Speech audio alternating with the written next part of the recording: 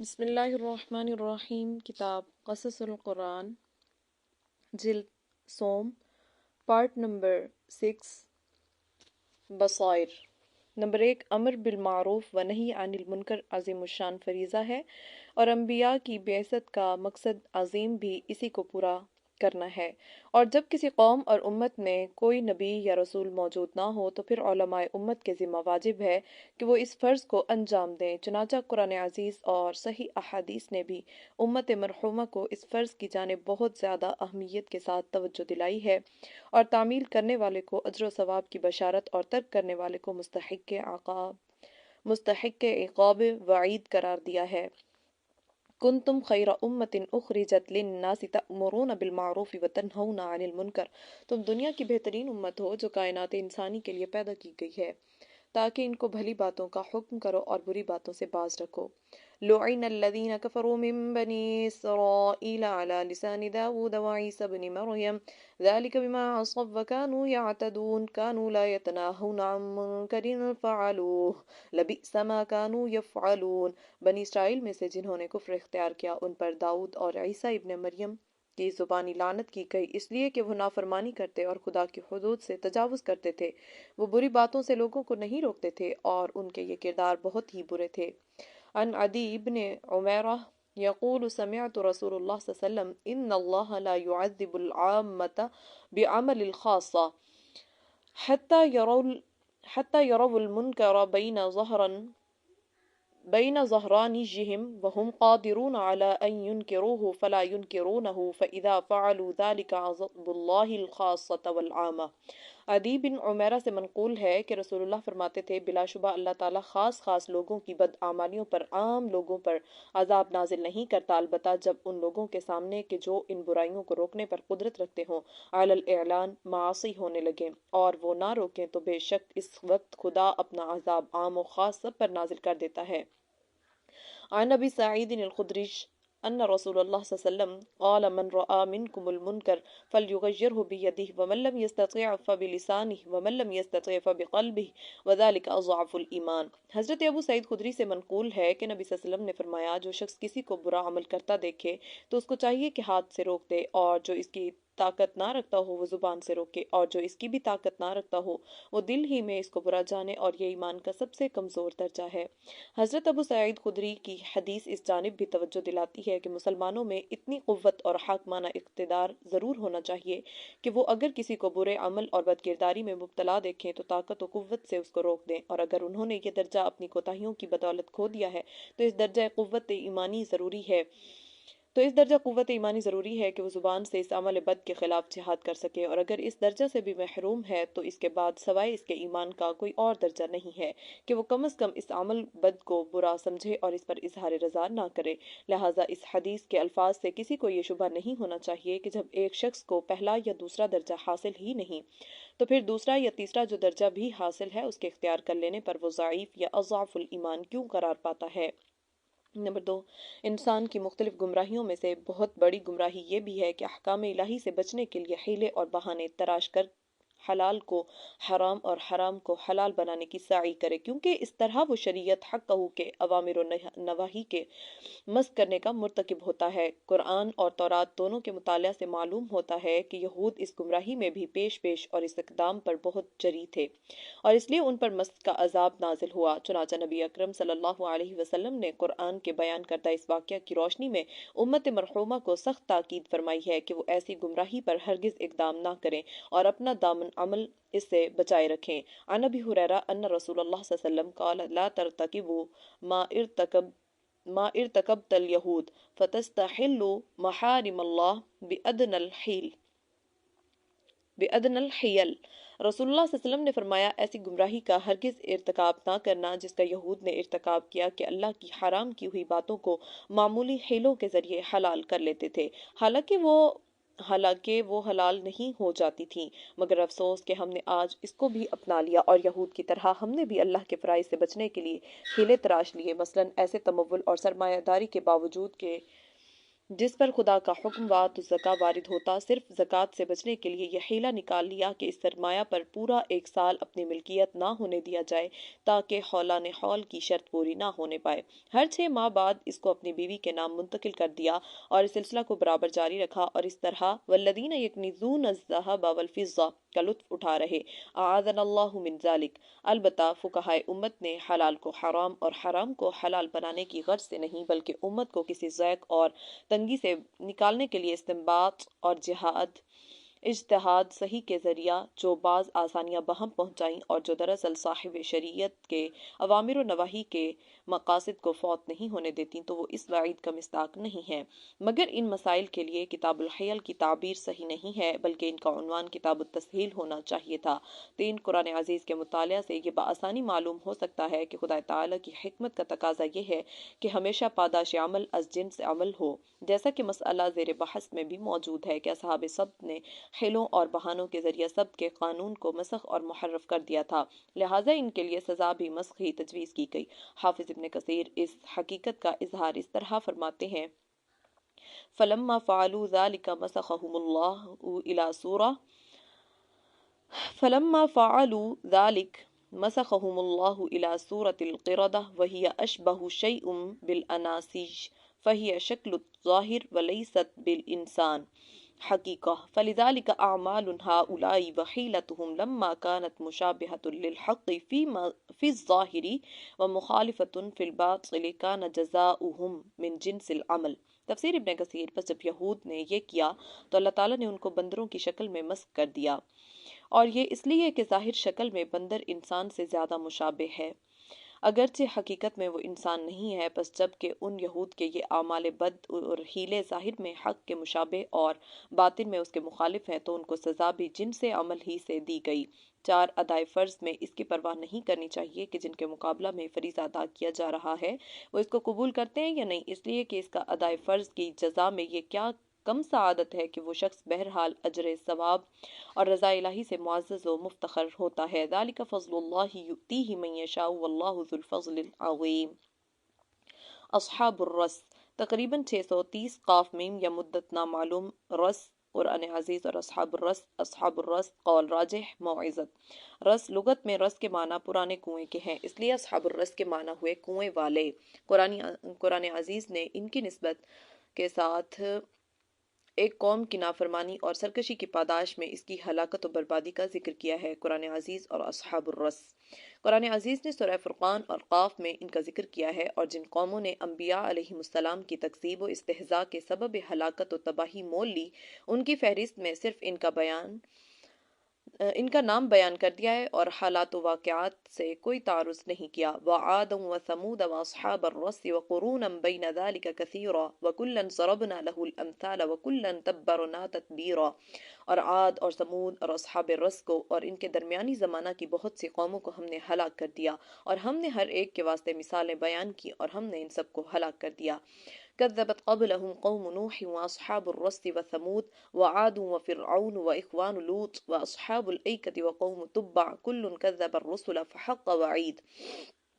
इनसे पहले भी नूह के कौम ने और कुएं वालों ने और समूद, आद, फ़िरऔन, बरादरान लूत, अस्हाब ऐका और तुब्बा की कौम ने रसूलों को झुटलाया। इनमें से हर एक ने रसूलों को झुटलाया, बस उन पर अजाब लाजिम हुआ। अस्हाबुर रस, इनको अस्हाबुर रस क्यों कहते हैं, इसके जवाब में उलमाए तफसीर के अक़वाल इस दर्जा मुख्तलिफ हैं कि हकीकत हाल बजाय मुनकशिफ होने के और ज़्यादा मुस्तौर हो गई है। एक इब्न जरीर की राय यह है कि चूँकि रस के माना गार के भी आते हैं, इसलिए अस्हाब उखदूद गढ़ों वाले ही को अस्हाबुर रस भी कहते हैं। लेकिन ये इसलिए सही नहीं है कि सूरह क़ाफ में अस्हाबुर रस का जिक्र इन कौमों के साथ किया गया है जो हज़रत ईसा से कबल हो गुजरी हैं, और सूरह फुरकान में आद, समूद और अस्हाबुर रस का जिक्र करने के बाद कहा गया है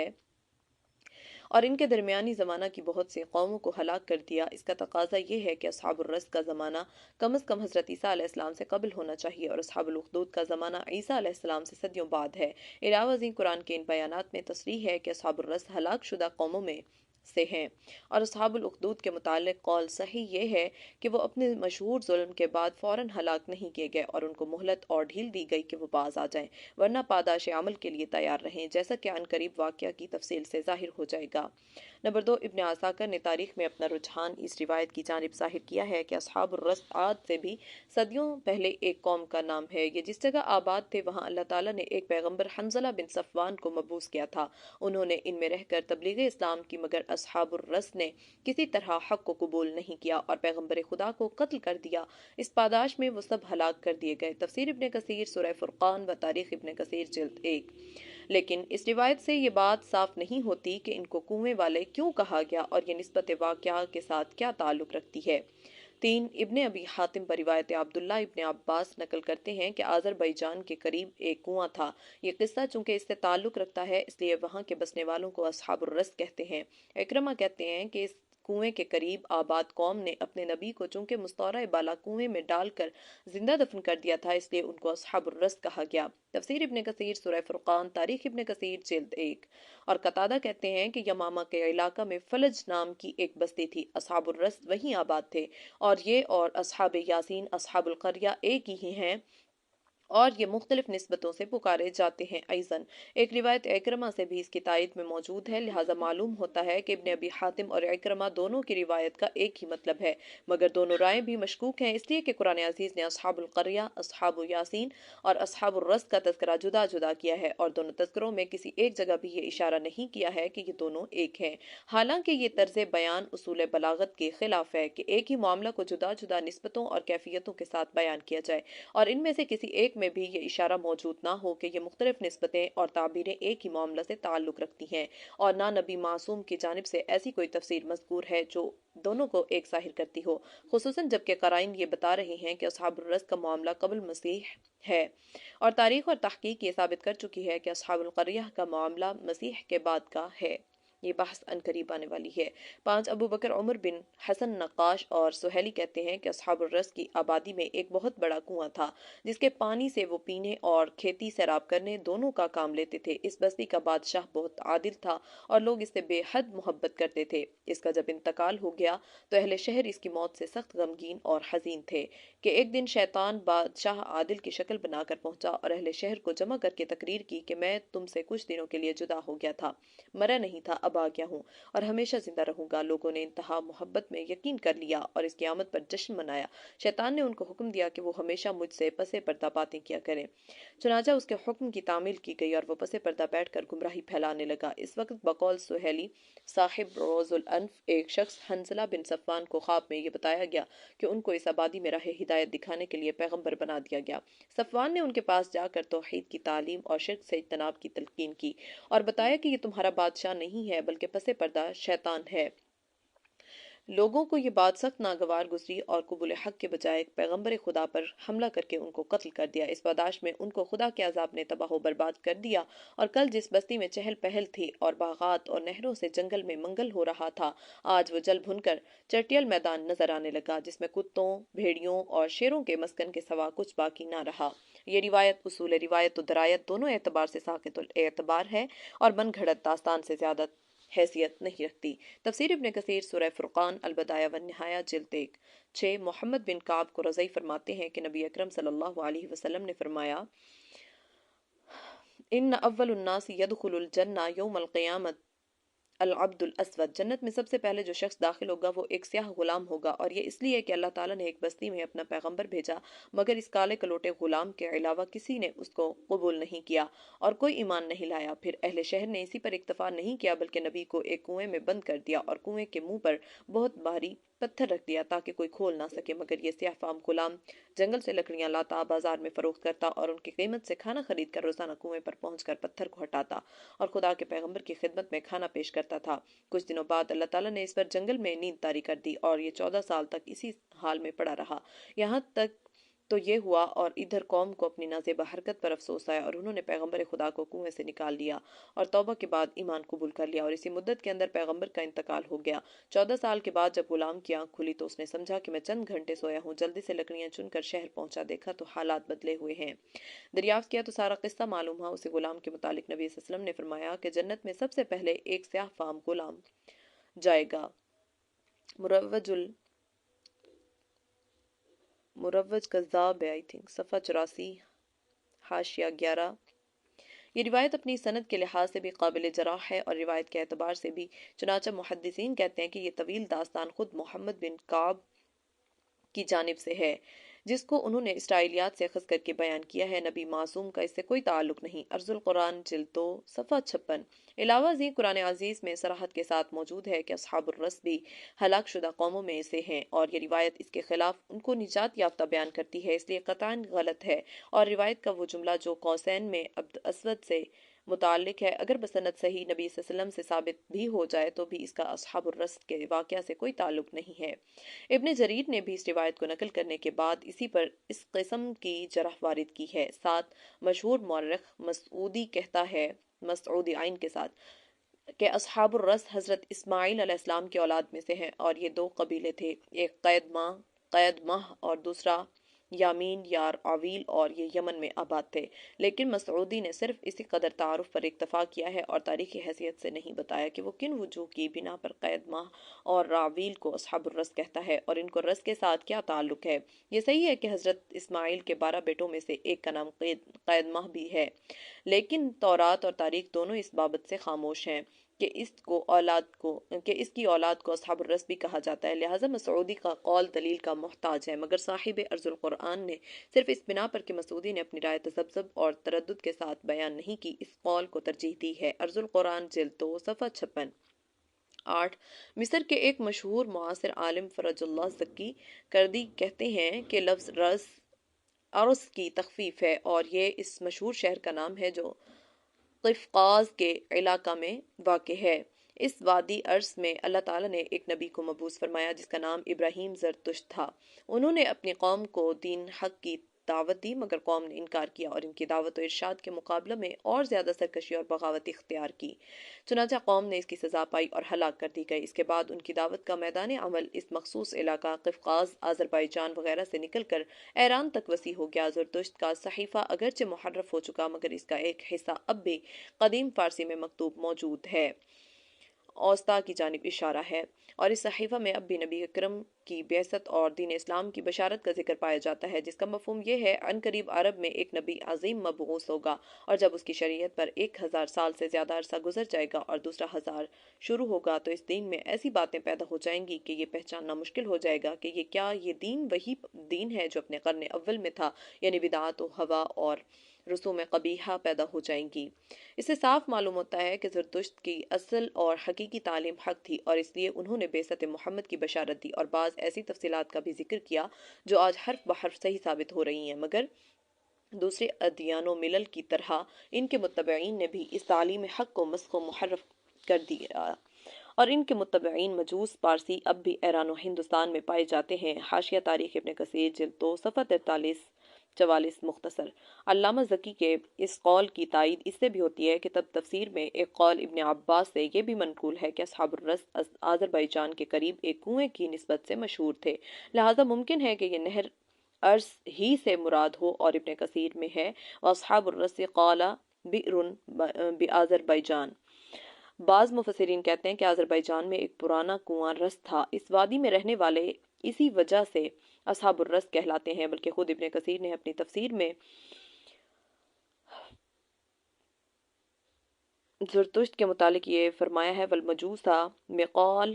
والمجوس بقال انہم کانوا یؤمنون ببنی لهم یقال له زرتشت ثم کفروا بشرعه فرفع من بین اظہرهم واللہ اعلم۔ تفسیر ابن کثیر جلد 1 صفحہ 552۔ اور مجوس کے متعلق کہا جاتا ہے کہ وہ اپنے اندر مبعوث پیغمبر زرتشت پر ایمان اول لے آئے تھے، اس کے بعد انہوں نے کفر کی راہ اختیار کی، بس اللہ تعالیٰ نے اس پیغمبر کو ان کے درمیان سے اٹھا لیا۔ واللہ عالم۔ ادیان و ملل کی تاریخ سے بھی یہ پتہ چلتا ہے کہ ابراہیم زرتشت کی اصل تعلیم انبیاء علیہم السلام کی تعلیم حق ہی کے مطابق تھی، اور وہ یرمیاہ یا دانیال اکبر کے تلمیذ اور فیض یافتہ تھے۔ ذوالقرنین کے واقعہ میں انشاءاللہ قدر تفصیل سے اس پر روشنی ڈالی جائے گی۔ قول فیصل۔ اس مسئلہ میں قرآن کا ظاہر یہ ثابت کرتا ہے کہ یہ واقعہ یقیناً حضرت مسیح سے قبل ہو گزرا ہے۔ اب رہا یہ امر کہ یہ حضرت موسیٰ اور حضرت عیسیٰ کے درمیان کے کسی قوم کا تذکرہ ہے یا کسی قدیم العہد قوم کا، تو قرآن نے اس سے تعارض نہیں کیا، اور مستورہ بالا تفسیری روایات سے اس کا قطعی فیصلہ ناممکن ہے۔ البتہ میرا وجدان آخری قول کو راجح سمجھتا ہے۔ بہرحال قرآن کا جو مقصد موعظت و عبرت ہے وہ اپنی جگہ صاف اور واضح ہے، اور یہ تاریخی تعینات و مباحث اس کے لیے موقوف علیہ نہیں ہے، بلکہ ایک عبرت نگاہ وار گوش حق نوش کے لیے یہ کافی و شافی ہے کہ جو قومیں اس دنیا میں خدائے برتر کے پیغام میں حق کو ٹھکراتی اور اس کے خلاف بغاوت و سرکشی کا علم بلند کرتی ہیں، اور مسلسل مہلت اور ڈھیل دینے کے باوجود وہ اپنی متکبرانہ اور مفسدانہ زندگی کو ترک کرے صالح اور پاک زندگی بسر کرنے کے لیے آمادہ نہیں ہوتی، تو پھر ان پر خدا تعالیٰ کی سخت گرفت بد شدید آ جاتی ہے اور وہ بیچار و مددگار ہلاک و برباد کر دی جاتی ہیں۔ موعظت کائنات انسانی کے پاس جس وقت سے اپنی تاریخ کا ذخیرہ موجود ہے، وہ اس حقیقت سے بخوشی آشنا ہے کہ دنیا کی جس قوم نے بھی خدا کے پیغام حق کے ساتھ استہزاء کا معاملہ کیا اور خدا کے پیغمبروں اور ہادیوں کے ساتھ سرکشی اور شرارت کو جائز رکھا، ان کی زبردست طاقت و شوکت اور عظیم الشان تمدن کے باوجود قدرت کے ہاتھوں نے ہلاک و برباد کر کے ان کا نام و نشان تک مٹا دیا، اور آسمانی یا زمینی عبرتناک عذاب نے صفحہ عالم سے ان کو حرف غلط کی طرح محو کر دیا۔ مگر یہ عجیب بات ہے کہ اپنے پیش روؤں کے ہیبت ناک انجام کو دیکھنے اور سننے کے باوجود ان کی وارث قوموں نے پھر تاریخ کو دہرایا اور اسی قسم کی حرکات کو اختیار کیا جن کے انجام میں ان کے پیش روؤں کو روز بدو دیکھنا پڑا تھا۔ ان ھذا لشیء عجیب۔ ایک حساس دل و دماغ کے لیے یہ تازیانہ عبرت کافی ہے کہ اس دنیا میں جب کہ کسی شے کو بقا نہیں ہے اور ہر شے کے لیے فنا لازم، تو پھر کبر و نخوت اور انانیت کے کیا معنی، اور جب مقدس ہستیاں اپنے اوصاف کریمانہ اور اخلاق حسنہ کے ساتھ خدمت خلق اور ہدایت و رشد کے بغیر کسی دنیاوی لالچ و توقع کے انجام دیتی ہیں، ان کے ساتھ تحقیر و تضحیق کا برتاؤ عقل کے کس فیصلہ کے مطابق ہے؟ اگر انسان اس زندگی میں دو حقیقتوں کی معرفت حاصل کرے تو حیات ابدی و سرمدی میں کبھی ناکام نہیں رہ سکتا، اور یہی وہ رموز زندگی ہیں جن پر گامزن ہو کر قومیں اصحاب الجنہ کہلائیں اور ان سے غافل رہ کر اصحاب النار کہلانے کی سزاوار ہوئیں۔ بیت المقدس اور یہود 604 قاف میم تا 561 قاف میم سین 70 تا 18 ہجری۔ تمہید بیت المقدس یروشلم قرآن عزیز اور شرارت یہود کے دو اہم معاملے۔ شرارت یہود کا پہلا دور غلامی کے بعد نجات، شرارت یہود کا دوسرا دور حضرت یحییٰ علیہ السلام کا قتل پاداش عمل، تیسرا زرین موقع اور یہود کی روگردانی ابدی ذلت و خسروان۔ بصائر تمہید جن اصحاب ذوق نے قصص القرآن جلد اول و دوم کا مطالعہ فرمایا ہے، ان کی نظر سے یہ پوشیدہ نہ رہا ہوگا کہ قرآن عزیز اقوام ماضیہ کی تاریخی واقعات، یعنی ان کے رشد و ہدایت کے قبول و انکار اور اس کے نیک و بد نتائج و ثمرات کے حالات پیش نظر لانے اور ان سے عبرت و بصیرت حاصل کرنے کی جگہ جگہ ترغیب دیتا ہے، اور خود بھی اس لیے گزشتہ قوموں کے ان واقعات کو بکثرت بیان کرتا ہے جو اس مقصد عظمیٰ کے لیے مفید اور عبرت آموز ہے، اور اگر ان وقائع میں حقائق کے ساتھ غلط اور دو رازگار باتیں داستانیں شامل ہو گئی ہیں تو ان کی اصلاح بھی کرتا چاہتا ہے۔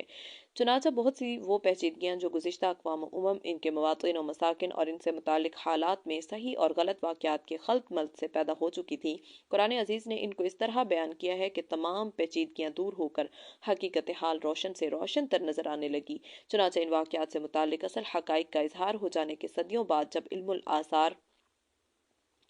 آرچیولوجی، علم طبقات الارض، جیولوجی اور تاریخی مشاہدات و تجربات کے ذریعہ ان اقوام و کے حالات ناقابل انکار درجہ تک روشنی میں آئے تو دنیا کو یہ دیکھ کر حیرت ہوئی کہ قرآن عزیز نے ان سے متعلق جو کچھ کہا تھا وہ حرف بحرف صحیح نکلا اور اس کے بیان میں حقیقت سے سر متجاوز ثابت نہیں ہوا۔ رقیم پیڑا کی تاریخ ماضی، اصحاب الحجر کے واقعات، عاد و ثمود کا تمدن اور مقام تاریخ موسیٰ کے زمانہ میں بنی اسرائیل اور فرعون مصر کی آویزش کے واقعات اور سد ارم کے حالات، غرض یہ اور اس قسم کے دوسری تاریخی وقائع ہیں جو مستعار بالا حقیقت کے لیے زندہ جاوید شہادت ہیں۔ بس کیا یہ قرآن عزیز کے کلام الہی ہونے کی ایک ناقابل تردید شہادت نہیں ہے کہ ایک امی انسان، ایک قوم، ایسے ملک میں جہاں ہر قسم کے علمی ذرائع مفقود و معدوم ہے، دنیا کی قوم کو رشد و ہدایت کے سلسلہ میں اقوام ماضیہ اور سابقہ کے ایسے تاریخی واقعات سناتا ہے جن کے ایک حرف کی بھی تردید نہیں ہو سکی، اور صدیوں تک علماء تحقیق نے کروڑوں اور اربوں روپے اور اپنے قیمتی وقت اور عمر کو صرف کر کے جب ان حالات کو جدید علوم اکتشاف کے ذریعے مشاہدہ کی حد تک حاصل کیا تو ان کو بالآخر یہ اقرار کرنا پڑا کہ قرآن نے ان سے متعلق جو کچھ کہا اور جس قدر کہا بلا شبہ علم تحقیق اس کے آگے ایک شوشہ بھی اضافہ نہیں کر سکا چاہے کہ اس کے خلاف ثابت کر سکتا۔ بہرحال اللہ تعالیٰ نے وحی کے ذریعے اپنے پیغمبر پر گزشتہ اقوام کے حالات ظاہر کر کے عبرت آموز قلب اور بصیرت افروز نگاہ کے لیے بہت کچھ سامان رشد و ہدایت عطا فرمایا تاکہ موجودہ امم و اقوام سرکش اور مفسد قوموں کے نتائج بد اور ہولناک پاداش عمل سے عبرت حاصل کریں اور نیکوکار و خیر اندیشہ قوموں کے حالات و واقعات اور ان کے ثمرات خیر کو اختیار کر کے دین و دنیا کی فوز و فلاح کو اپنا سرمایہ بنائیں۔ اور چونکہ قرآن عزیز کا مقصد صرف موعظت و تذکیر ہے نہ کہ اقوام و امم کی مکمل تاریخ، اس لیے اس نے نہ دنیا کی تمام قوموں کی تاریخ بیان کی ہے اور نہ جن قوموں کی تاریخ سے تعارض کیا ہے ان کی پوری تاریخ کو پیش کیا ہے، کیونکہ یہ اس کے موضوع اور مقصد سے خارج ہے۔ وہ رشد و ہدایت اقوام کے لیے بلا شبہ ایک مکمل صحیفہ قانون ہے، مگر تاریخ و جغرافیہ یا فلسفہ و سائنس کی کتاب نہیں ہے کہ اس میں وہ سب کچھ بھی موجود ہو جس کا فلسفہ و تاریخ کی کتابوں میں ہونا ضروری ہے۔ الحاصل امم ماضیہ کے ان حالات و واقعات میں سے جو بد کردار اور نیک کردار انسان کے درمیان امتیاز پیدا کرتے اور قوموں کی انفرادیت و اجتماعی اصلاح و انقلاب کے لیے سرمایہ عبرت و بصیرت ثابت ہوتے ہیں، ایک اہم واقعہ وہ بھی ہے جو یہود بنی اسرائیل کی پہم شرارتوں اور فساد انگیزیوں کی بنا پر 2 مرتبہ مقدس ہیکل اور یروشلم و بیت المقدس کی تباہی اور بربادی اور خود ان کی غلامی اور رسوائی کی شکل میں ظاہر ہوا، اور جس نے ان کی قومی ذلت اور اجتماعی ہلاکت پر ہمیشہ کے لیے مہر لگا دی۔ بیت المقدس کی تعمیر کا واقعہ حضرت سلمان علیہ السلام کے واقعات کے ضمن میں تفصیل کے ساتھ بیان ہو چکا ہے۔ یہ پاک جگہ اپنے ہیکل مسجد کی وجہ سے بنی اسرائیل کا قبلہ رہی ہے اور یہ مقدس مقام بے شمار انبیاء بنی اسرائیل کا محبت و مدفن ہے، اور اس کی عظمت نہ صرف یہود و نصارہ ہی کی نگاہ میں ہے بلکہ اس کو مسلمان بھی مقام مقدس مانتے ہیں، اور رسول اللہ کے واقعہ اسراء معراج نے اس کے تقدس کو اور بھی 4 چاند لگا دیے ہیں۔ اور جب بھی کوئی مسلمان سورہ اسراء کی تلاوت کرتا ہے اس کے قلب میں اس مقام کا تقدس و جلال اثر کیے بغیر نہیں رہتا۔ سبحان الذی اسریٰ بعبدہ لیلا من المسجد الحرام الی المسجد الاقصی الذی بارکنا حولہ لنریہ من آیاتنا انہ هو السمیع البصیر۔ پاکی ہے اس ذات کے لیے جس نے اپنے بندہ محمد کو راتوں رات مسجد حرام سے مسجد اقصی تک سیر کرائی، وہ مسجد اقصی جس کے اطراف کو ہم نے بڑی برکت دی ہے اور اس لیے سیر کرائی کہ اپنی نشانیاں دکھائے۔ بلا شبہ وہی ذات ہے جو سننے والی دیکھنے والی ہے۔ الاسراء۔ بیت المقدس کی اس مسجد کو مسجد اقصی اس لیے کہتے ہیں کہ وہ مکہ حجاز سے بہت دور فاصلہ پر واقع ہے۔ معراج کے واقعہ میں جب قرآن نے بیت المقدس کا ذکر کیا تو ساتھ ہی اس جانب بھی توجہ دلائی کہ بنی اسرائیل کو دعوت و تبلیغ کا یہ مقام اور بنی اسرائیل کا قبلہ صلاۃ جو تمہارے نزدیک بھی عظمت و تقدیس سے معمور ہے، یہود کی مفسدانہ سرگرمیوں اور احکام الہی کے خلاف مسلسل بغاوتوں اور شرارتوں کی وجہ سے 2 مرتبہ تباہی و بربادی اور اہانت سے دوچار ہو چکا ہے، اور نہ صرف یہ مقام بلکہ خود یہ بھی مشرکوں عیسائیوں کے ہاتھوں حد درجہ ذلیل و رسوا ہو چکے ہیں، مگر ان کو پھر بھی عبرت و بصیرت حاصل نہیں ہوئی، اور آج جبکہ نبی اکرم صلی اللہ علیہ وسلم کی دعوت عامہ ان کو رشد و ہدایت اور دین و دنیا کی عزت و عظمت کا پیغام سنا رہی ہے، یہ اس کے ساتھ نفرت و حقارت ہی کا معاملہ کر رہے ہیں اور پہلے سانحوں کی طرح اب بھی غفلت اور سرکشی اختیار کر کے ابدی ذلت و خسران کو دعوت دے رہے ہیں۔ قرآن عزیز کہتا ہے کہ ہم نے کتاب صحف انبیاء علیہ السلام میں پہلے سے بنی اسرائیل کو آگاہ کر دیا تھا کہ تم 2 مرتبہ سخت فتنہ و فساد اور سرکشی بغاوت کرو گے اور خدا کے اس مقدس مقام میں فتنہ سامان بنو گے، اور اس کی پاداش میں دونوں مرتبہ تم کو ذلت و ہلاکت کا منہ دیکھنا پڑے گا، اور جس سرزمین کو تم بہت زیادہ محبوب رکھتے ہو یہ بھی 2 مرتبہ ظالموں کے ہاتھوں تباہ و برباد ہوگی۔ اس کے بعد ہم پھر 1 مرتبہ تم پر رحم کریں گے اور سعادت و فلاح کی طرف دعوت دیں گے۔ پس اگر تم نے گزشتہ واقعات سے عبرت و موعظت حاصل کر کے اس دعوت حق پر لبیک کہا اور اس کو بطیب خاطر قبول کیا تو دنیا کی کوئی طاقت تمہاری اس سعادت کو نہیں سلب کر سکتی، اور اگر تمہاری تاریخی کجروی اور سرکشی اور حق کے ساتھ بغاوت اور مخالفت نے تمہارے ساتھ نہ چھوڑے اور گزرے ہوئے واقعات کی طرح اس مرتبہ بھی تم نے فساد و گمراہی کو اپنایا تو ہماری جانب سے بھی پاداش عمل کا قانون اسی طرح پھر دہرایا جائے گا، اور اس کے بعد تم پر ابدی ذلت و رسوائی کی مہر لگا دی جائے گی، اور یہ سب کچھ تو دنیا کا معاملہ ہے، اور ایسے سرکشوں کے لیے آخرت میں بہت برا ٹھکانہ جہنم ہے۔ وَقَضَيْنَا إِلَى بَنِي إِسْرَائِيلَ فِي الْكِتَابِ لَتُفْسِدُنَّ فِي الْأَرْضِ مَرَّتَيْنِ وَلَتَعْلُنَّ عُلُوًّا كَبِيرًا فَإِذَا جَاءَ وَعْدُ أُولَاهُمَا بَعَثْنَا عَلَيْكُمْ عِبَادًا لَنَا أُولِي بَأْسٍ شَدِيدٍ فَجَاسُوا خِلَالَ الدِّيَارِ وَكَانَ وَعْدًا مَفْعُولًا ثم رددنا لكم الكرة عليهم وأمددناكم بأموال وبنين وجعلناكم أكثر نفيرا إن أحسنتم أحسنتم لأنفسكم وإن أسأتم فلها فإذا جاء وعد الآخرة ليسوءوا وجوهكم وليدخلوا المسجد كما دخلوه أول مرة وليتبروا ما علوا تتبيرا عسى ربكم أن يرحمكم وإن عدتم عدنا وجعلنا جهنم للكافرين حصيرا. اور ہم نے کتاب صحف انبیاء میں بنی اسرائیل کو اس فیصلہ کی خبر دے دی تھی کہ تم ضرور ملک میں شر و فساد پھیلاؤ گے اور بڑی ہی سخت درجہ کی سرکشی کرو گے. پھر جب دو وقتوں میں سے پہلا وقت آ گیا تو اے بنی اسرائیل ہم نے تم پر اپنے ایسے بندے بھیج دیے جو بڑے ہی خوفناک تھے. بس وہ تمہاری آبادیوں کے اندر پھیل گئے اور اللہ کا وعدہ تو اسی لیے تھا کہ پورا ہو کر رہے. پھر دیکھو ہم نے زمانہ کی گردش تمہارے دشمنوں کے خلاف اور تمہارے موافق کر دی اور مال و دولت اولاد کی کثرت سے تمہاری مدد کی اور تمہیں پھر ایسا بنا دیا کہ بڑے جتھے والے ہو گئے. اور اگر تم نے بھلائی کے کام کیے تو اپنے ہی لیے کیں اور اگر برائیاں کی تو بھی اپنے ہی لیے کیں. پھر جب دوسرے وعدے کا وقت آیا تو ہم نے اپنے دوسرے بندوں کو بھیج دیا تھا کہ تمہارے چہروں پر رسوائی کی کالک پھیر دیں اور اسی طرح ہیکل مسجد میں داخل ہو جائیں جس طرح پہلی مرتبہ حملہ آور گھسے تھے اور جو کچھ پائیں توڑ پھوڑ کر برباد کر ڈالیں. کچھ عجب نہیں کہ تمہارا پروردگار تم پر رحم فرمائے اگر اب بھی باز آ جاؤ. لیکن اگر تم پھر سرکشی فساد کی طرف لوٹ آؤ گے تو ہماری طرف سے پاداش عمل لوٹ آئے گی اور ہم نے منکرین حق کے لیے جہنم کا قید خانہ تیار کر رکھا ہے.